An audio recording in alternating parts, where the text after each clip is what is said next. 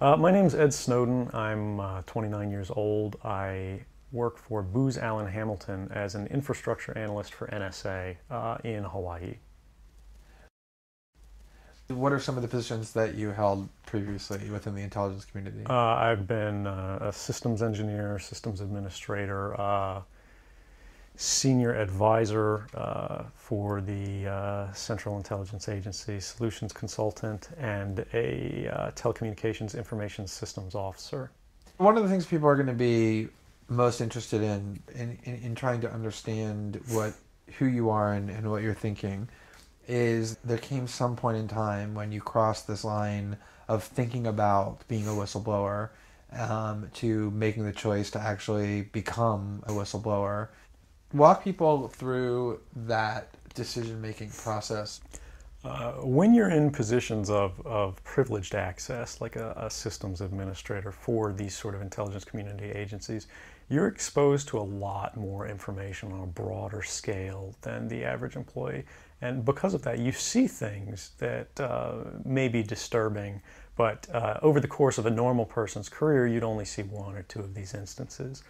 When you see everything, you see them on a more frequent basis.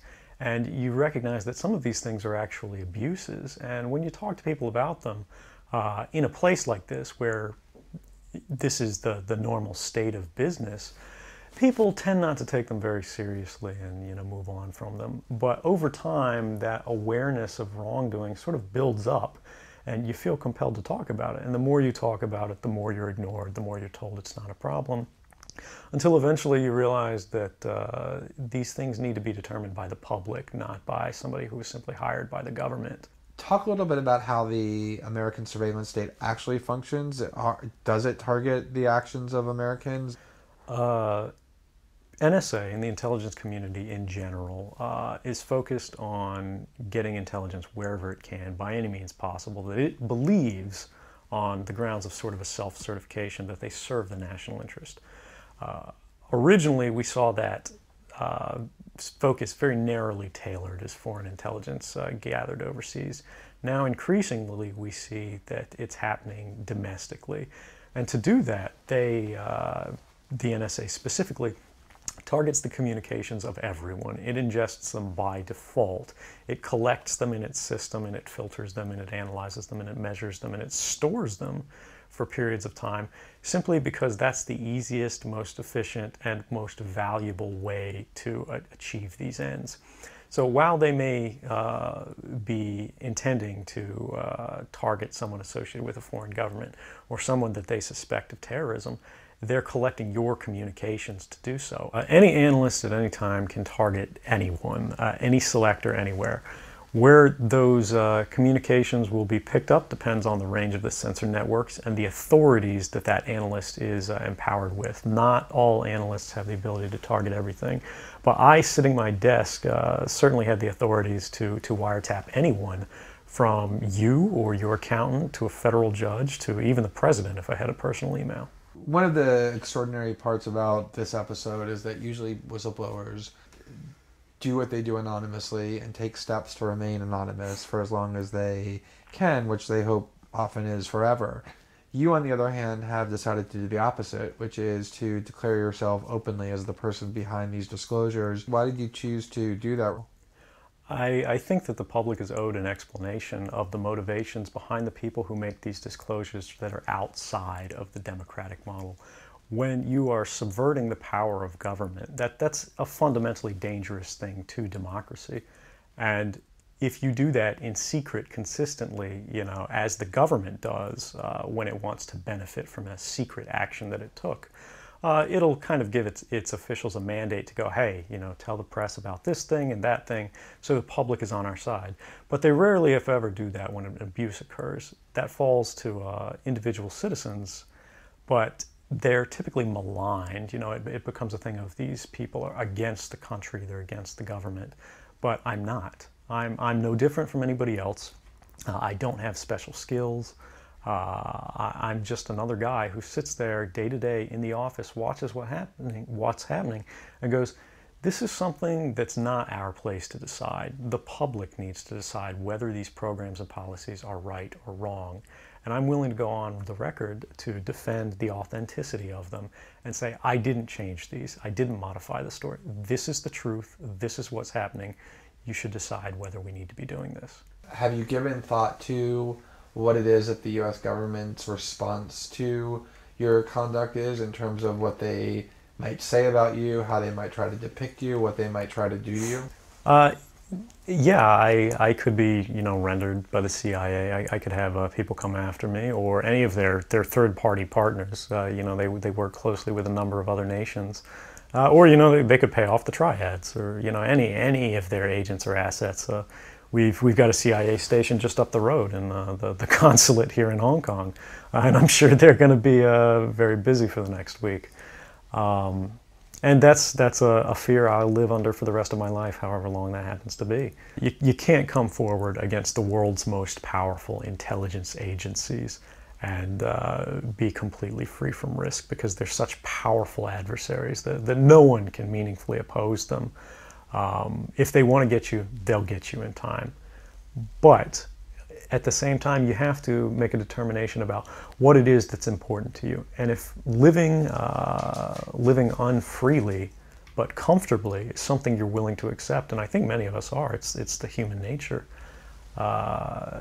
You can get up every day, you can go to work, you can collect your large paycheck for relatively little work against the public interest, and go to sleep at night after watching your shows. But if you realize that that's the world that you helped create, and it's going to get worse with the next generation and the next generation who extend the capabilities of this sort of architecture of oppression, you realize that you might be willing to accept any risk. And it doesn't matter what the outcome is, so long as the public gets to make their own decisions about how that's applied. Why should people care about surveillance? Because even if you're not doing anything wrong, you're being watched and recorded. And the storage capability of these systems increases every year consistently by orders of magnitude, to where it's getting to the point you don't have to have done anything wrong. You simply have to eventually fall under suspicion from somebody, even by a wrong call. And then they can use the system to go back in time and scrutinize every decision you've ever made, every friend you've ever discussed something with, and attack you on that basis to sort of derive suspicion from an innocent life and paint anyone in the context of a wrongdoer. We are currently sitting in a room in Hong Kong, which is where we are because you've traveled here. Talk a little bit about why it is that you came here, and specifically there are going to be people who will speculate that what you really intend to do is to defect to the country that many see as the #1 rival of the United States, which is China, and that what you're really doing is essentially seeking to aid an enemy of the United States with which you intend to seek asylum. Can you talk a little bit about that? Sure. So there's a couple assertions in those arguments that are sort of embedded in the questioning of the choice of Hong Kong. The first is that China is an enemy of the United States. It's not. I mean, there are conflicts between the United States government and the Chinese PRC government, but the peoples inherently, we don't care. We trade with each other freely. We're not at war. We're not in armed conflict, and we're not trying to be. We're the largest trading partners out there for each other. Additionally, Hong Kong has a strong tradition of free speech. People think, oh, China, great firewall. Mainland China does have significant restrictions on free speech, but the people of Hong Kong have a long tradition of protesting in the streets, of making their views known. The internet is not filtered here, no more so than any other Western government. And I believe that the Hong Kong government is actually independent in relation to a lot of other leading Western governments. If your motive had been to harm the United States and help its enemies, or if your motive had been personal material gain, were there things that you could have done with these documents to advance those goals that you didn't end up doing? Oh, absolutely. I mean, anybody in the positions of access with the technical capabilities that I had could, suck out secrets, pass them on the open market to Russia. They always have an open door, as we do. I had access to, the full rosters of everyone working at the NSA, the entire intelligence community, and undercover assets all around the world, the locations of every station we have, what their missions are, and so forth.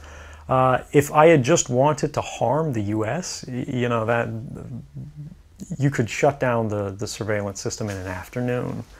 But that's not my intention, and I think for anyone making that argument, they need to think, if they were in my position, and you live a privileged life, you're living in Hawaii in paradise and making a ton of money, what would it take to make you leave everything behind?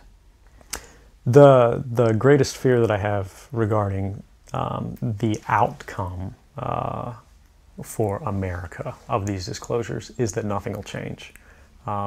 People will see in the media all of these disclosures. They'll know the lengths that the government is going to grant themselves powers unilaterally to create greater control over American society and global society.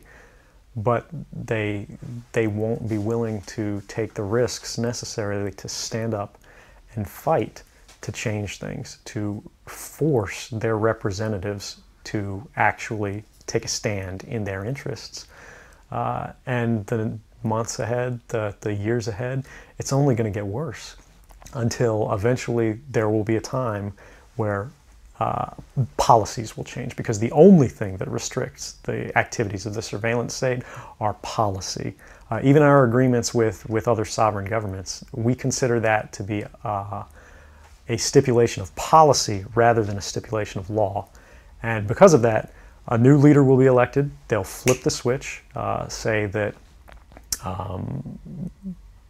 because of the crisis, because of the dangers that we face in the world, some new and unpredicted threat, we need more authority, we need more power, and there will be nothing the people can do at that point to oppose it, and it'll be turnkey tyranny.